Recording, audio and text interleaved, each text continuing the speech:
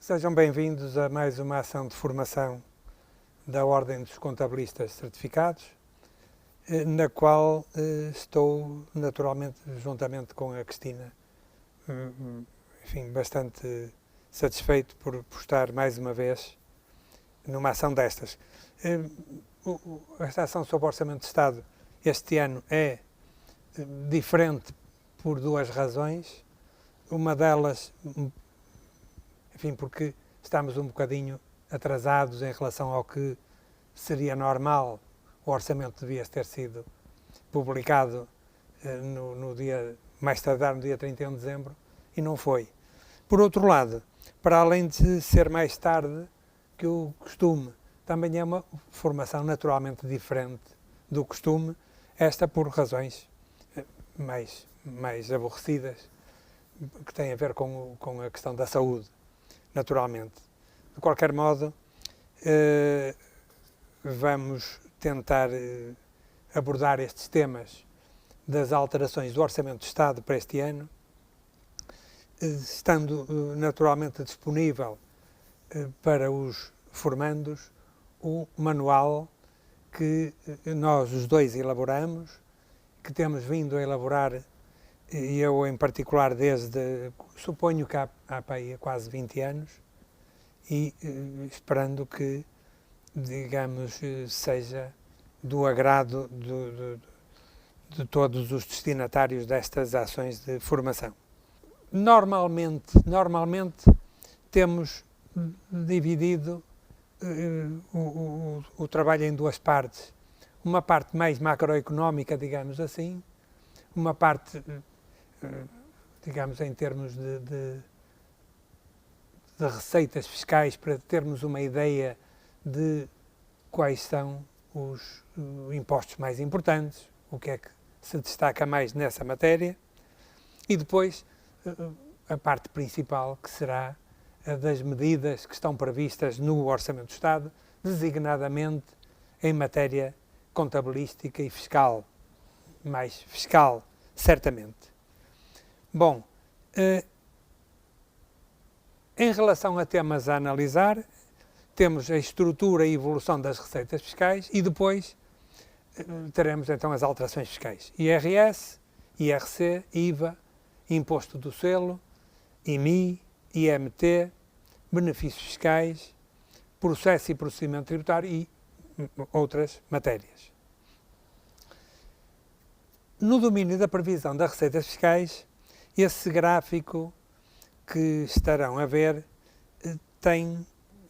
dá-nos uma imagem do que é mais representativo em termos de receitas previstas no Orçamento do Estado para o ano de 2020. Lembrava que estas receitas não estão calculadas numa base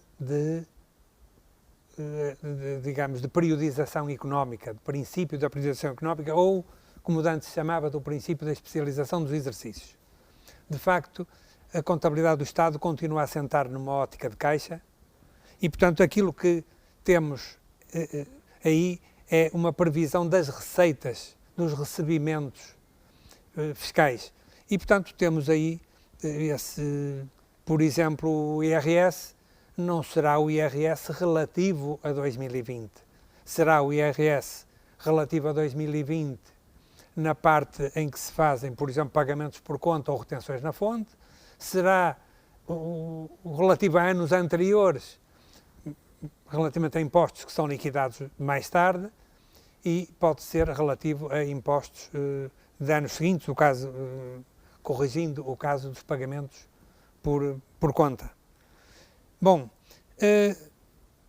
em termos de importância relativa, diremos que o IVA, como acontece desde 1986, ano em que começou a existir, representa cerca de 39% nas receitas que se esperam para o ano em curso, o IRS 29%, o IRC 14%, o que significa que o total destes três impostos representa na receita 82%. O IVA é o maior, com 39%, o IRS e o IRC juntos ultrapassam um bocadinho a receita do IVA. Nesse outro gráfico está aí uma referência a receitas dos anos de 1995 e de outros anos escolhidos aleatoriamente para ficarmos com uma ideia da evolução no tempo. E eu acho que é interessante fazer esta referência. Desses impostos todos que estão aí, ou enfim, duas ou três referências breves, porque não é esta a matéria essencial para nós. O que verificamos é o seguinte: o imposto que sempre teve a maior receita de todos eles é o IVA. Depois, o segundo, como sempre aconteceu, é o IRS. E o terceiro é o IRC, mas reparem, por favor, que em 1995 não era assim. O IRC era ultrapassado pelo imposto sobre produtos petrolíferos. O que aconteceu foi que, ao longo destes anos, o IRC passou a ter o terceiro lugar neste ranking, digamos, das receitas fiscais, ultrapassando o imposto sobre produtos petrolíferos. E aquilo que eu gostaria de chamar a atenção muito rapidamente é isto, é que se fizerem as contas, vão verificar que o imposto cuja receita percentualmente mais cresceu foi precisamente o IRC. Não em valor absoluto, porque em valor absoluto é o IVA, que ganha tudo, mas em termos relativos, o que cresceu mais foi o IRC. E o que é mais interessante nisto? É que, se pensarmos bem, foi o único cuja taxa baixou. O único cuja taxa baixou foi aquele que produziu uma maior receita. O que confirma a ideia de alguns autores de que, de facto, não é subindo as taxas dos impostos que se consegue aumentar a receita. Por vezes, como aconteceu no IRC, é baixando as taxas dos impostos. Reparem que o IVA estava em 16, 17%, foi subindo, a taxa normal, naturalmente, está neste momento em 23% e a receita subiu o que subiu. O IRS, naquele tempo, tinha uma taxa máxima de 40%, hoje está nos 48%, para não pensar na solidariedade que se exige às pessoas, pagando, mais uma taxa de solidariedade. O IRC, que começou com uma taxa de 36,5% em 1989, está agora em 21%, ainda podia estar menos, e se calhar a receita ainda podia estar mais. Até porque isto permite que as pessoas sintam uma certa moralização e que se sintam compelidas a pagar impostos que, se calhar, de antes não pagariam. Bom, ainda dentro desta análise genérica, diria que, e eu aqui tenho um outro gráfico que começa em 1967.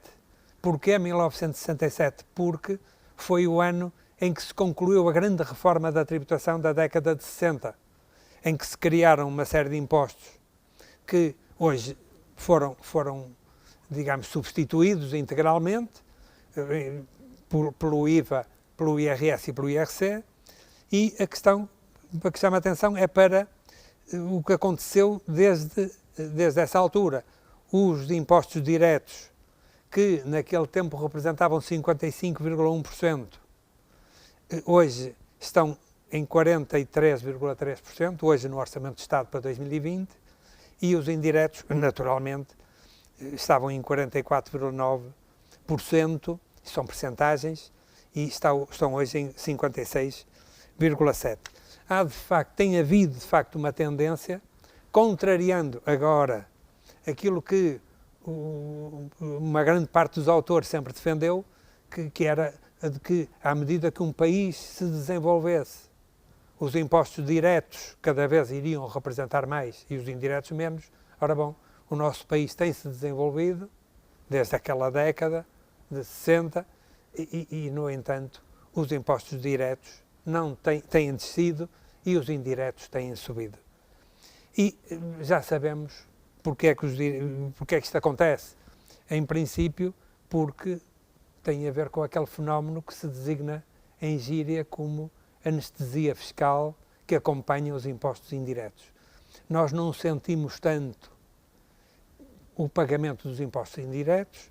Quando compramos um automóvel, ficamos todos contentes e fartamos-nos de pagar dinheiro de impostos, mas quando recebemos um salário, certamente que ficamos indignados com o imposto que pagamos, que até pode ser menos.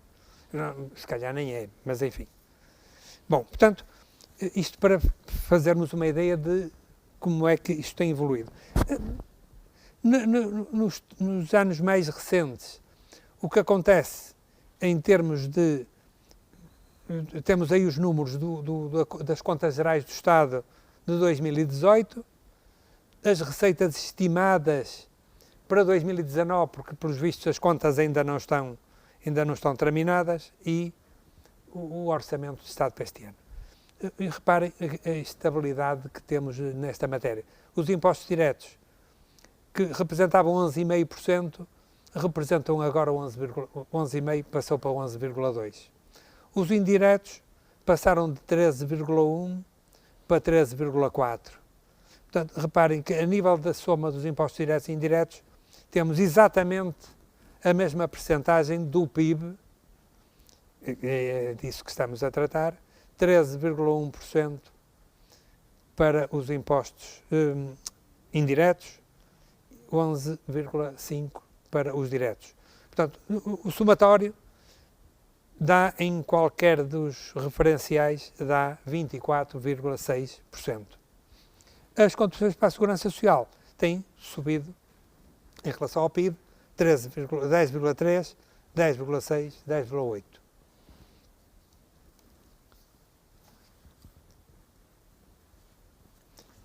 Bom, e entrando mais nas medidas, que é uma coisa que interessará mais certamente a todos os formandos, e digamos, antes de analisarmos as medidas todas que estão tomadas em matéria fiscal no Orçamento do Estado para este ano, seguindo o relatório do Orçamento do Estado, que foi, entretanto, publicado, há medidas que originam aumento da receita e há medidas que originam diminuição da receita. As medidas que originam o aumento da receita totalizam 64,9 milhões de euros. As medidas que provocam uma redução da receita totalizam 136,6 milhões de euros. Isto, o que está previsto, naturalmente, não é? Isto que está previsto.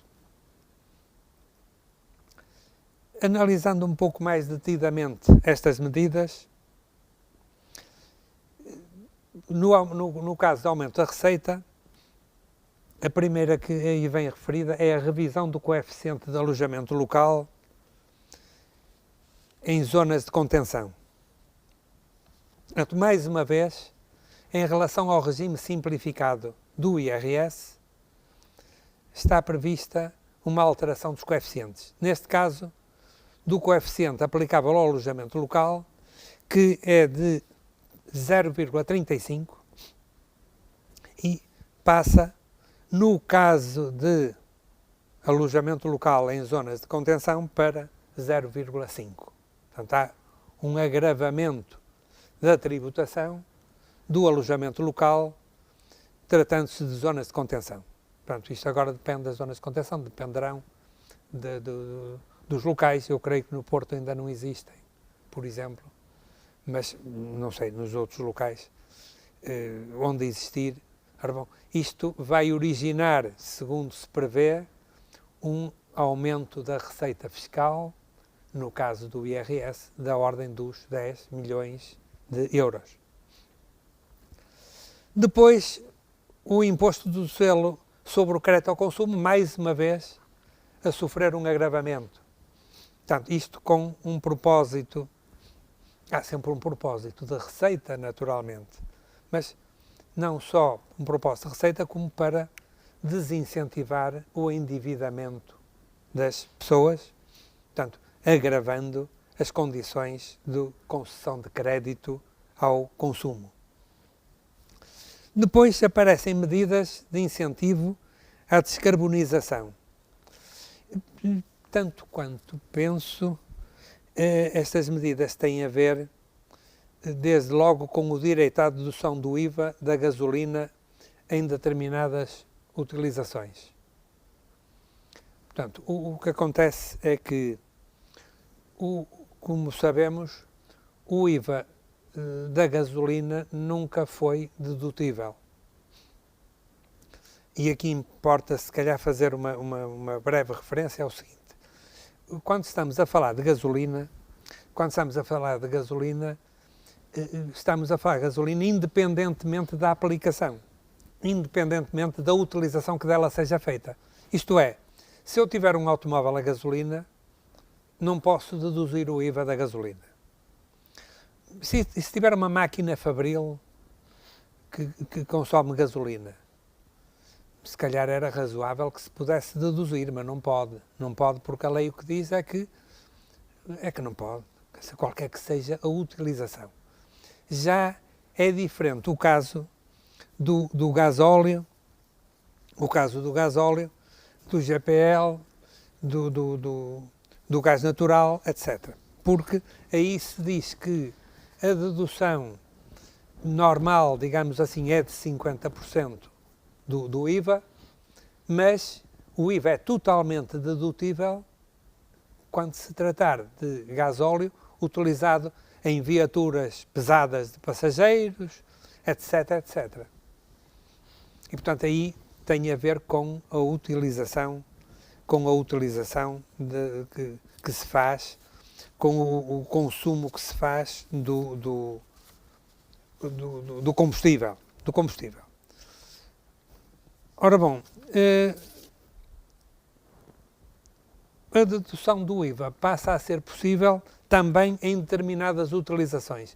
Eu creio que, digamos, esta medida teve origem numa iniciativa legislativa, suponho que do Partido Comunista, não sei, creio que sim, que tinha a ver com os táxis, quer dizer, com a possibilidade de se deduzir esse IVA dos táxis. Quer dizer, antes não havia táxis a gasolina, eram todos a gasóleo. Hoje já existem viaturas dessas e, portanto, pretendeu-se permitir essa dedução.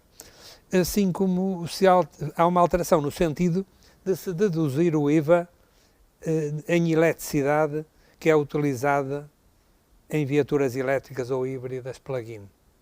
Portanto, contrariando um entendimento do fisco que vem agora permitir-se essa dedução do IVA. Depois, atualização do imposto sobre o tabaco e alteração da estrutura do imposto. Isto, bom, mesmo os mais inveterados fumadores não se queixam muito porque têm consciência de que o seu vício não merece contemplações e, portanto, aqui há mais uma vez um agravamento desta tributação, provocando, em princípio, espera-se um aumento da receita fiscal da ordem dos 8,9 milhões de euros. Quanto à redução da receita,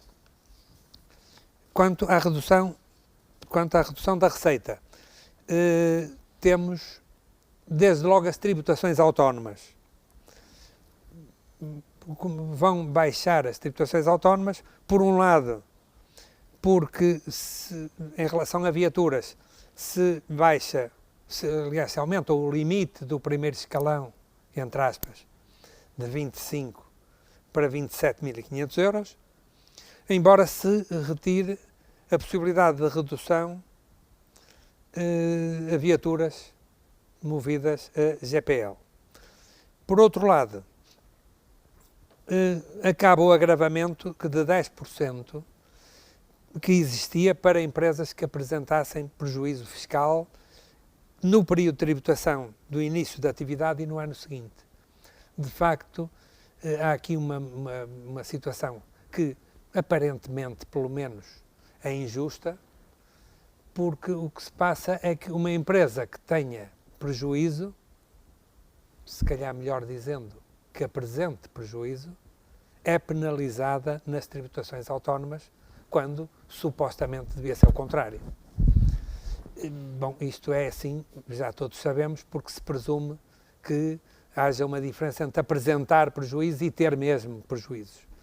Bom, quanto ao primeiro ano de atividade e ao segundo, é perfeitamente natural que exista prejuízo e, portanto, neste caso, nestes 2 primeiros anos, deixa de haver o agravamento de 10 pontos percentuais para as empresas que apresentem prejuízo. E daí que as tributações autónomas devam reduzir-se em 15 milhões de euros. Depois há um alargamento do limite da taxa reduzida de IRC e às PMEs do interior. Portanto, há neste aspecto o primeiro escalão passa de 15 mil para 25 mil euros e, por outro lado, no interior a taxa será de 12,5%. Portanto, há aqui uma economia de máxima de 400 euros por ano, claro, para as empresas que se situem no litoral, chamamos-lhe assim, e para as do interior há uma redução de máxima de 850 euros. Portanto, isto tudo somado deve dar uma poupança fiscal da ordem dos 23,5 milhões de euros. Há um alargamento também do regime de DLRR, portanto, o prazo para a dedução dos lucros retidos e reinvestidos aumenta de 3 para 4 anos, o montante máximo passa de 10 para 12 milhões de euros, alargam-se as aplicações relevantes e, portanto, daí resultará, em princípio, segundo se prevê, uma redução da receita fiscal, quer dizer, redução dos impostos pagos pelos sujeitos passivos, da ordem dos 20 milhões de euros. Há uma alteração das listas do IVA, com a introdução se calhar, dos psicólogos e intérpretes da língua gestual portuguesa na lista 1, a teleassistência a idosos e doentes crónicos.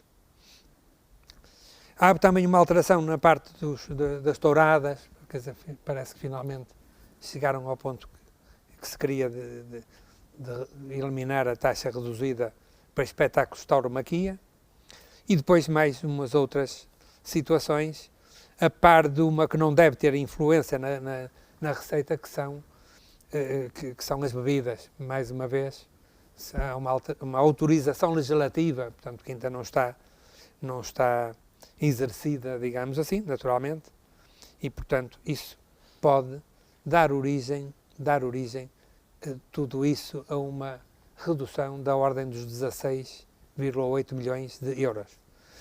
Confesso que não percebi o que é que estão a fazer aí a redução das propinas no ano letivo 2019-2020. O que é certo é que se prevê uma redução da ordem dos 12 milhões. Existem ainda medidas relacionadas com a juventude. Há o IRS jovem, chamado IRS jovem, que se espera que origine uma economia da ordem dos 25 milhões de euros para os sujeitos passivos e que consiste numa isenção parcial de IRS nos rendimentos auferidos nos 3 anos seguintes ao da conclusão de um nível de estudos igual ou superior mais ou menos ao secundário, por jovens entre os 18 e os 26 anos, que não sejam dependentes, até um limite de rendimentos até um limite de 25.075 euros.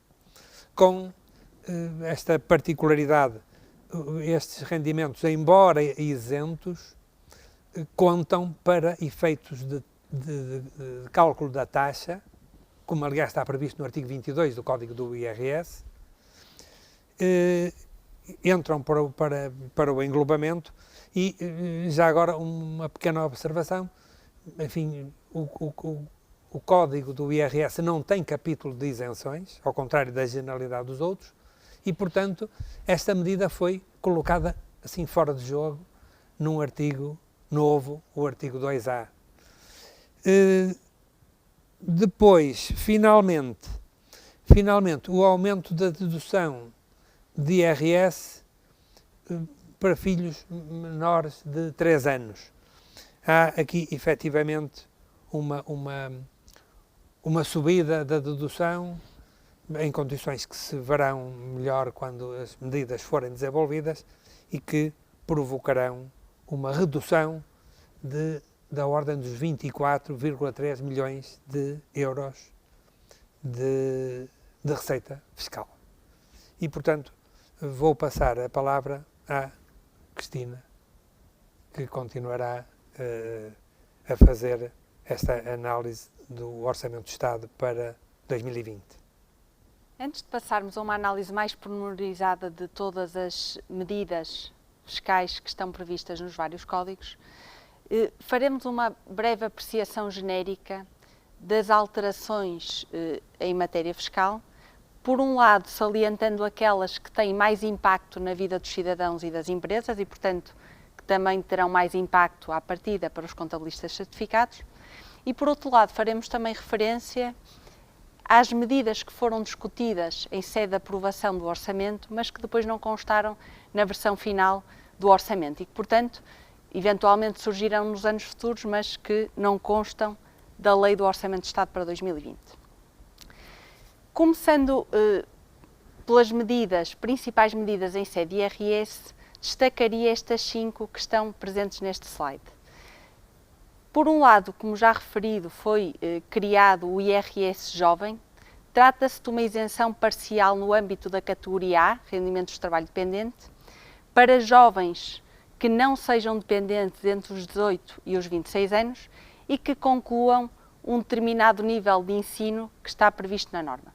Trata-se de uma isenção com bastantes limites, que dura 3 anos e que vai reduzindo à medida durante estes 3 anos. Uma outra medida também relevante e no sentido de apoiar os jovens é uma exclusão de tributação para estudantes, neste caso não apenas para os rendimentos da categoria A, trabalho dependente, mas também para a categoria B, trabalho independente. Aqui estaremos a falar de jovens que sejam estudantes ainda, que sejam dependentes, portanto façam parte de um agregado familiar, e aqui estamos a falar de uma não tributação que terá um limite de cerca de 2.200 euros. O terceiro ponto que temos aqui neste slide é a alteração do coeficiente no âmbito do regime simplificado em IRS para o alojamento local. Nós tínhamos até aqui uma única taxa, um único coeficiente de 0,35 para o alojamento local na modalidade de moradia ou apartamento. Passamos a ter agora um agravamento para o alojamento local que esteja situado em áreas de contenção. Portanto, passando este agravamento do 0,35 que temos para 0,50. No âmbito ainda do IRS e relacionado com os dependentes, temos um aumento da dedução para dependentes até aos 3 anos, que façam parte de agregados familiares que tenham pelo menos 2 dependentes. Portanto, temos aqui um aumento da dedução. Quanto ao regime dos residentes não habituais, este regime sofreu com esta alteração uma mudança significativa. Até aqui as pensões vindas do estrangeiro tinham uma isenção em sede de IRS, passamos agora a ter uma tributação a uma taxa de 10%.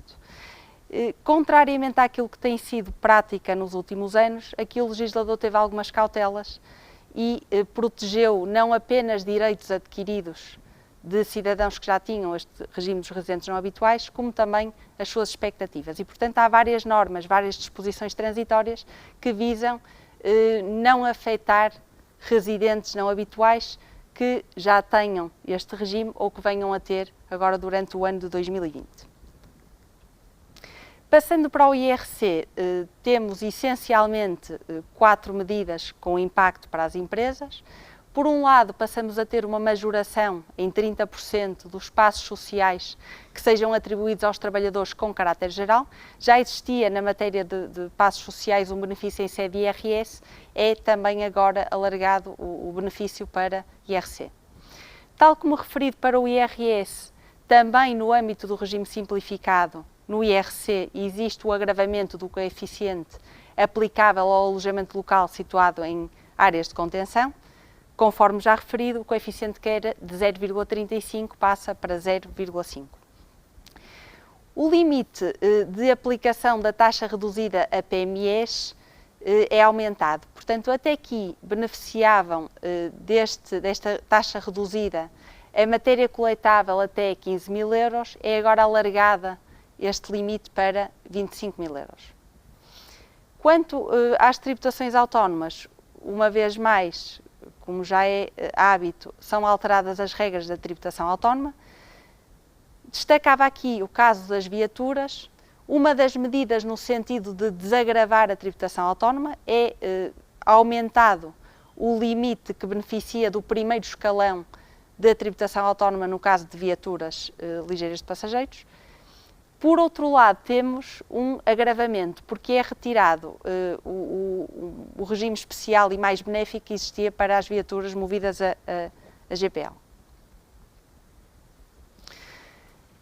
Passando para o IVA, talvez tenha sido o imposto que mais alterações sofreu, destacaria apenas estas 5 medidas que foram aqui introduzidas. Por um lado, passou a ser possível, mediante determinadas condições, deduzir o IVA da gasolina, designadamente para o caso dos táxis. O limite da isenção que está previsto no artigo 53 foi aumentado.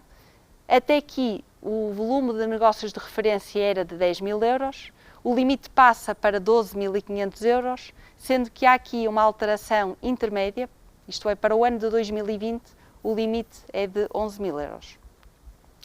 Quanto à regularização do IVA dos créditos de cobrança duvidosa e dos créditos incobráveis, há uma alteração dos prazos e das competências para certificar as condições para que essa regularização seja feita. Muito genericamente, até aqui, esta competência pertencia apenas ao revisor oficial de contas, agora também os contabilistas certificados, em determinadas condições, ganham esta competência para certificar as condições para a regularização do IVA. Também, como já é hábito, alteram-se as taxas do IVA, determinados bens e serviços que beneficiavam de taxa reduzida passam para a taxa normal ou da taxa normal para a taxa reduzida. Quanto, talvez, ao tema principal, não só do IVA, mas também do Orçamento do Estado como um todo, temos o caso do IVA da eletricidade. Foi talvez a medida que mais comprometeu até a aprovação do Orçamento, mas que consta na redação final enquanto autorização legislativa no sentido de criar uma redução das taxas do IVA em função dos escalões de consumo de eletricidade. Passando agora para o imposto de selo, destacaria apenas 2 medidas. Uma delas, muito relacionada com um pedido que há muito já é feito pelos grandes grupos económicos e que já existe noutros países, que é a isenção do imposto de selo nas operações de cash pooling. Estamos a falar daqueles contratos de gestão centralizada de tesouraria que até aqui estariam, na maior parte dos casos, sujeito e não isento de imposto de selo, passam agora a poder beneficiar da isenção, facilitando assim os financiamentos dentro dos grupos económicos. Segunda medida a referir, já começa a ser um hábito, é o caso do crédito ao consumo. Mantemos este ano um agravamento das taxas do imposto de selo relativamente ao crédito ao consumo, com o objetivo de desincentivar precisamente este tipo de crédito. Passando agora para o IMT, destacaria apenas o agravamento da taxa do IMT para imóveis habitacionais cujo valor tributável seja superior a 1 milhão de euros. Tínhamos até aqui uma taxa para este tipo de imóveis, para imóveis com este valor, uma taxa única de 6%, a taxa é agora elevada para 7,5%. Quanto aos benefícios fiscais, este ano não temos muitas alterações, salientaria apenas, na sequência do que já referi a propósito do IRC, o aumento do limite da matéria coletável que está sujeita à taxa reduzida, que passou, como já referi, de 15 mil para 25 mil euros também para as PMEs no interior. Mantém-se um reforço da dedução de lucros retidos e reinvestidos, quer no que respeita aos prazos para aplicar o benefício, quer no que respeita aos montantes para beneficiar deste regime. O CIFID 2 acabaria, se nada estivesse previsto neste orçamento, acabaria no ano 2020, é agora prorrogado para 2025. Passando para o processo tributário, temos mesmo muito poucas alterações neste orçamento e com impacto para nós salientaria apenas a criação do direito de acerto de contas para micro e pequenas empresas. Até aqui, para ser possível fazer um acerto de contas, uma compensação entre impostos a receber e impostos a pagar, era necessária a autorização por parte da autoridade tributária. Está agora prevista a possibilidade dos contribuintes acederem a este direito de acerto de contas sem qualquer autorização da autoridade tributária. E por fim, talvez, ainda não propriamente uma medida, mas talvez aquela que seja mais relevante, é a previsão de que o Governo desenvolverá um estudo com o objetivo de criar férias fiscais já a partir de 2021 para, no fundo, possibilitar aqui que haja, de facto, férias em termos de obrigação de cumprimentos legais. Estas são as medidas que destacaria como sendo as mais relevantes, como já referi, para os cidadãos e para as empresas. Muitas outras haverá, mas para além das medidas que estão no orçamento, penso que importa chamar a atenção para aquelas que foram discutidas, mas que não constam na Lei do Orçamento do Estado. Refiro-me mais precisamente ao englobamento em sede de IRS dos rendimentos de capitais e perdiais. Este foi talvez o tema que mais foi discutido na altura da aprovação e mesmo antes da aprovação da proposta de lei do orçamento. Como se verificou, nem na proposta, nem na lei final ficou previsto esta possibilidade, esta obrigatoriedade de englobamento deste tipo de rendimentos. Veremos nos próximos anos se este englobamento obrigatório surgirá, mas pelo menos para o ano de 2020 está fora da lei fiscal. Uma outra medida que também foi discutida, mas que não teve qualquer alteração legal, foi o aumento do número de escalões em sede de IRS. Tendo presente o texto da Lei do Orçamento de Estado para 2020 e também os mais recentes orçamentos do Estado, eu diria que podemos resumir em 2 pontos aquelas que são as tendências mais recentes da legislação fiscal. Por um lado, nós vemos que temos, em cada ano, desde 2016, temos cada vez menos alterações aos códigos fiscais dentro da Lei do Orçamento. Portanto, tem sido prática dos últimos anos procurar colocar no orçamento apenas medidas fiscais com impacto na receita, deixando outras alterações que estão fora, que não se relacionam com a receita obtida, para leis que vão sendo publicadas, leis avulsas que são publicadas ao longo do ano. Isto, por um lado, poderá ter mais sentido em termos de teoria do direito, mas a verdade é que para nós profissionais coloca-nos aqui talvez um problema e uma dificuldade, que é o facto de já não nos podermos concentrar apenas na lei do Orçamento do Estado para conhecermos a evolução legislativa fiscal, mas termos que ir acompanhando quase diariamente as várias leis que são publicadas e que têm impacto nas nossas obrigações.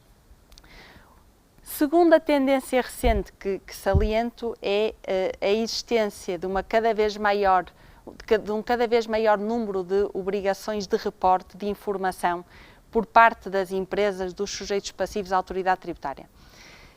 E sintomático disso é o facto de nós, se consultarmos o portal das finanças, concluirmos que já temos, em termos de obrigações acessórias, já vamos no modelo 55. Portanto, são cada vez mais, em maior número, o número de obrigações de reporte, e este Orçamento do Estado mantém esta tendência.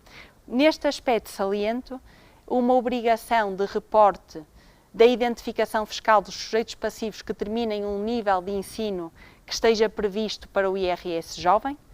Conforme já referido, existe um novo regime de isenção parcial no âmbito do IRS para jovens, para sujeitos passivos que concluam um determinado nível de ensino. Passa a haver a obrigação dos estabelecimentos de ensino comunicarem à autoridade tributária o número de contribuinte de quem terminou esses vários níveis. Segunda obrigação de reporte nova está prevista relativamente às locações. As entidades que procedam à locação operacional ou ao aluguer de longa duração de veículos passam a estar obrigadas a comunicar à autoridade tributária a identificação fiscal dos utilizadores desses mesmos veículos. Creio que são estas as tendências recentes, as mais relevantes medidas do Orçamento do Estado, e, portanto, passaríamos agora ao painel técnico que analisará cada uma das alterações em sede dos vários impostos.